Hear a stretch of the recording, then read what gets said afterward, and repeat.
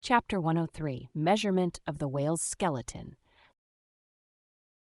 In the first place, I wish to lay before you a particular plain statement touching the living bulk of this Leviathan, whose skeleton we are briefly to exhibit.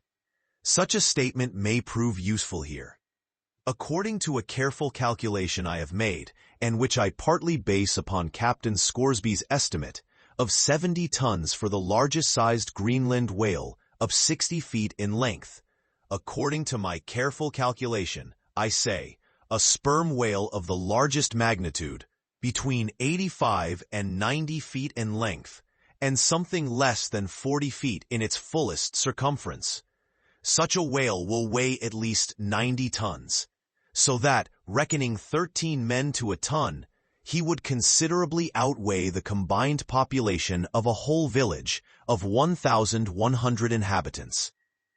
Think you not, then, that brains, like yoked cattle, should be put to this Leviathan, to make him at all budge to any landsman's imagination? Having already in various ways put before you his skull, spout-hole, jaw, teeth, tail, forehead, fins, and divers other parts, I shall now simply point out what is most interesting in the general bulk of his unobstructed bones.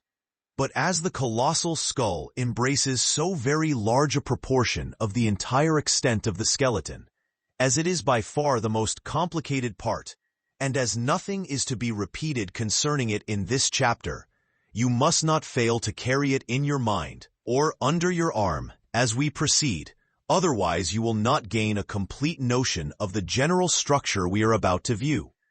In length, the sperm whale's skeleton at Trank measured 72 feet, so that when fully invested and extended in life, he must have been 90 feet long. For in the whale, the skeleton loses about 1/5 in length compared with the living body. Of this 72 feet, his skull and jaw comprise some 20 feet, leaving some 50 feet of plain backbone. Attached to this backbone, for something less than 1/3 of its length, was the mighty circular basket of ribs which once enclosed his vitals. To me, this vast ivory-ribbed chest, with the long, unrelieved spine extending far away from it in a straight line, not a little resembled the hull of a great ship new laid upon the stocks, when only some 20 of her naked bow ribs are inserted, and the keel is otherwise, for the time, but a long, disconnected timber. The ribs were 10 on a side. The first, to begin from the neck, was nearly 6 feet long. The second, third, and fourth were each successively longer, till you came to the climax of the fifth, or one of the middle ribs, which measured 8 feet and some inches. From that part, the remaining ribs diminished, till the 10th and last only spanned 5 feet and some inches. In general thickness, they all bore a seemly correspondence to their length. The middle ribs were the most arched. In some of the arcades, they are used for beams whereon to lay footpath bridges over small streams. In considering these ribs, I could not but be struck anew with the circumstance, so variously repeated in this book, that the skeleton of the whale is by no means the mold of his invested form. The largest of the Trank ribs, one of the middle ones, occupied that part of the fish which in life is greatest in depth.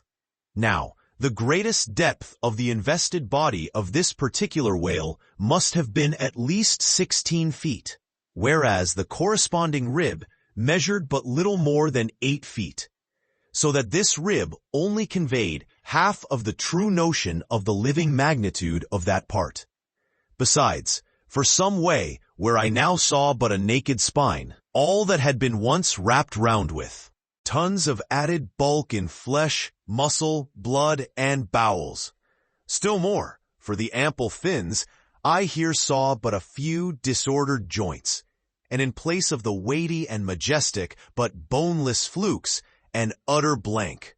How vain and foolish, then, thought I, for timid, untraveled man to try to comprehend aright this wondrous whale, by merely poring over his dead, attenuated skeleton, stretched in this peaceful wood. No, only in the heart of quickest perils. Only when within the eddyings of his angry flukes, only on the profound, unbounded sea can the fully invested whale be truly and livingly found out. But the spine. For that, the best way we can consider it is, with a crane, to pile its bones high up on end. No speedy enterprise. But now it's done, it looks much like Pompey's pillar. There are 40 and odd vertebrae in all, which in the skeleton are not locked together. They mostly lie like the great knobbed blocks on a Gothic spire, forming solid courses of heavy masonry. The largest, a middle one, is in width something less than 3 feet, and in depth more than 4. The smallest, where the spine tapers away into the tail, is only 2 inches in width, and looks something like a white billiard ball.